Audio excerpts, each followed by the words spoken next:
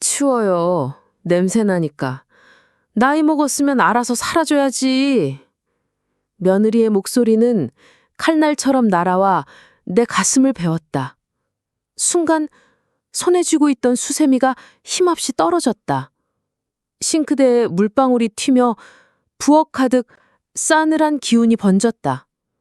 식탁에 앉아있던 손주가 움찔하며 나를 바라봤다. 아이 눈에도 분명히 들렸을 그 모욕적인 말. 내 속이 바닥까지 내려앉았다. 나는 말없이 몸을 돌려 싱크대에 쌓인 접시를 정리했다. 손끝에 남은 비누 거품이 미처 닦이지 않은 채 물줄기 속으로 흘러내렸다. 등 뒤로 며느리의 신발 소리가 멀어졌다. 툭, 툭. 마치 이 집안에서 내 존재를 지워내려는 소리 같았다. 나는 올해 72이다. 평생을 시골 장터에서 장사하며 아들을 키워냈다. 남편은 30살에 세상을 떠났다. 그때부터 나는 장사꾼으로, 농사꾼으로, 때론 인부로 온갖 일을 하며 돈을 모았다. 아들만은 배곰지 않고 공부하게 하려고.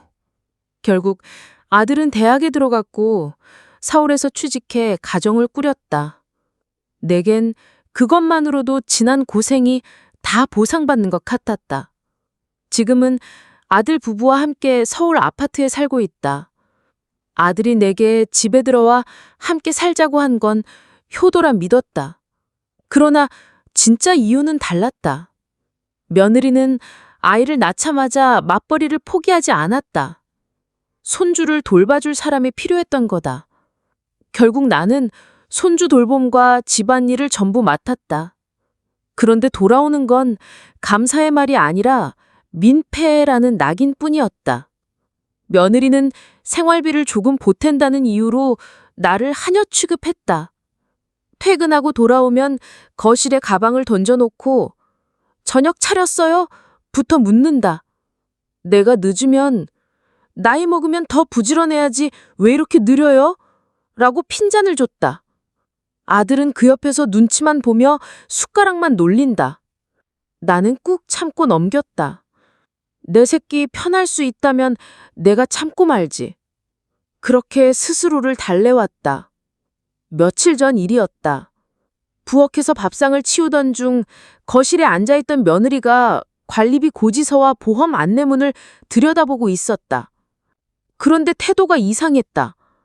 대충 훑어보더니 곧바로 고개를 갸웃거리고는 종이를 반으로 접어 서랍 깊숙이 쑤셔 넣는 것이었다. 순간 나는 그 손길을 놓치지 않았다. 마치 감추려는 듯한 서두름. 저건 뭐지? 하고 눈에 밟혔다. 나는 아무렇지 않은 척 다시 싱크대로 돌아왔다. 하지만 마음 한구석에 씨앗 하나가 내려앉았다. 미처 의미를 알 수 없었지만 언젠가 자라날지도 모를 씨앗이었다. 그날 밤 내 방에 혼자 누워 며느리의 말이 귀에 맴돌았다. 치워요. 냄새나니까. 나이 먹었으면 알아서 사라져야지. 내 속이 바닥까지 내려앉았다. 눈가가 뜨겁게 젖어들었지만 오래 울지 않았다. 내 지난 세월은 눈물로만 버틸 만큼 가볍지 않았다. 내가 버텨낸 수십 년의 고생과 희생이 며느리의 그 한마디보다 약할 리 없었다. 가만히 눈을 감았다. 낮에 보았던 관리비 고지서와 보험 서류가 머릿속에 다시 떠올랐다. 언젠가 저것들이 내 무기가 될 수 있지 않을까? 그렇게 복수의 씨앗이 내 안에서 싹을 틔우기 시작했다. 아침부터 며느리의 목소리가 날카롭게 날아왔다. 김치 냄새 좀 안 나게 해요. 애가 친구들 데려오면 창피하잖아요. 나는 조용히 냉장고 문을 닫았다. 손주가 옆에서 나를 보며 작게 속삭였다. 할머니, 전 김치 좋아해요. 그 한마디에 가슴이 덜컥 내려앉았다. 아이는 분명히 눈치를 보고 있었다. 엄마의 눈총을 피하려는 듯 작은 목소리였지만 그 안엔 따뜻한 마음이 묻어 있었다. 며느리는 나를 짐처럼 대했다. 손주 학교 준비물을 챙겨주면 괜히 버릇 잘못 들여요. 제 애는 제가 키울 테니까 간섭하지 마세요. 라고 날카롭게 잘라냈다. 그러나 정작 본인은 회사 일 핑계로 아이를 방치했다. 숙제도 학원 준비도 결국 내가 도맡았다. 손주는 늘 내 방에 와서 숙제를 하고 간식을 먹으며 나에게 기대곤 했다. 하지만 며느리는 그런 장면을 볼 때마다 못당한 눈빛으로 쏘아봤다. 점심시간 나는 된장국을 끓이고 있었다. 며느리가 퇴근해 들어오더니 냄비를 열어보고 코웃음을 쳤다. 또 이거예요? 촌스러워서 못 먹겠네? 아줌마들 모임에서 파스타 배워다 좀 해보시지 그래요? 아들이 옆에서 눈치를 보며 숟가락만 만지작거렸다. 나는 속으로 아무 말도 하지 말자 하며 국자를 내려놓았다. 며느리의 혀끝에서 튀어나오는 말마다 내 자존심을 활퀴했지만 겉으로는 아무렇지 않은 듯 미소를 지었다. 그러나 마음속 깊은 곳에서는 뭔가가 서서히 타오르고 있었다. 며느리는 손주 앞에서도 나를 비웃었다. 하루는 아이가 나와 함께 그림을 그리고 있는데 며느리가 다가와 말했다. 얘, 너 할머니 방에는 들어가지 마. 냄새 배니까 옷 버려. 손주의 눈이 커졌다. 당황한 듯 나를 바라보던 아이가 천천히 고개를 숙였다. 그 모습에 내 속에서 무언가가 끊어졌다. 아이에게까지 나를 모욕거리로 만들다니. 그날 밤 잠자리에 누워 나는 치를 떨었다. 아들은 여전히 방관자였다. 여보, 엄마한테 너무 그러지 마. 라고 한 번쯤 말할 수도 있었지만 그는 침묵으로 일관했다. 오히려 며느리의 눈치를 보며 대화조차 피했다. 나는 아들이 더 이상 내 편이 아니라는 걸 깨달았다. 이제는 오직 나 자신밖에 없었다. 며느리는 생활비 얘기를 꺼내며 내 존재를 대놓고 부담스러워했다. 저도 힘들게 벌어서 내는 건데 어머님 방 쓰는 전기세랑 가스비는 어떻게 할 건데요? 아버님도 안 계시잖아요. 솔직히 우리가 모시느라 손해보는 거라고요. 그 순간 아들이 조용히 물을 마시며 시선을 피했다. 아무도 내 편에 서지 않았다. 나는 애써 태어난 척 고개를 끄덕였다. 하지만 속으론 깊은 상처가 파고들었다. 내가 수십 년간 모아 마련한 돈이 결국 이 집의 뼈대가 되었는데 며느리는 그 사실을 모른 척하며 오히려 나를 얹혀 사는 사람으로 몰아갔다. 억울하고 분했다. 그러나 아직은 때가 아니었다.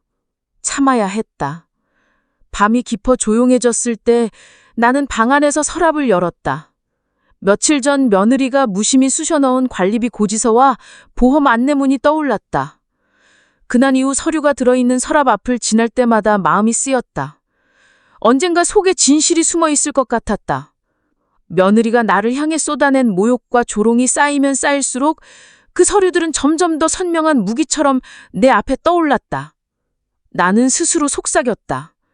아직은 참는다. 하지만 언젠가 반드시 돌려주리라. 며느리의 입에서 나온 말은 그동안과는 차원이 달랐다. 얘야, 너 친구들이랑 놀 때 할머니 방에는 절대 들어가지 마. 거기 냄새나고 지저분하잖아. 순간 손주의 얼굴이 굳어졌다. 아이는 무의식적으로 내 쪽을 바라봤다. 그 눈빛 속에 정말 그런 거냐는 당혹이 섞여 있었다. 나는 억지로 미소를 지었지만 속에선 뼈가 삭는 듯한 통증이 밀려왔다.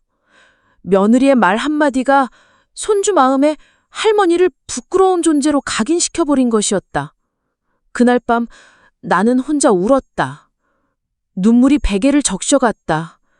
하지만 그 눈물 끝에는 차갑게 가라앉는 결심이 있었다. 더는 참을 수 없다. 반드시 응징하겠다. 며칠 뒤 우연히 관리사무소에서 내려온 공지문을 보게 됐다. 관리비 연체 안내. 우리 집 호수 옆에 빨갛게 표시된 글자가 눈에 들어왔다. 순간 머릿속이 번쩍했다. 분명 아들이 벌이가 괜찮은데 왜 연체가 생겼을까? 그제서야 떠올랐다. 서랍에 쑤셔 넣었단 며느리의 손길. 그 안에 뭔가 비밀이 있다. 나는 슬쩍 서랍을 열었다. 봉투가 몇 개 더 있었다. 관리비 고지서, 보험 안내문, 카드 청구서. 그런데 이상했다. 며느리 이름으로 가입된 보험가입서가 눈에 띄었는데 납부인은 아들이 아니라 내 이름이었다. 분명히 나는 그런 걸 신청한 적이 없었다. 가슴이 철렁 내려앉았다. 손주는 요즘 따라 더 예민해졌다. 하루는 울면서 내게 말했다.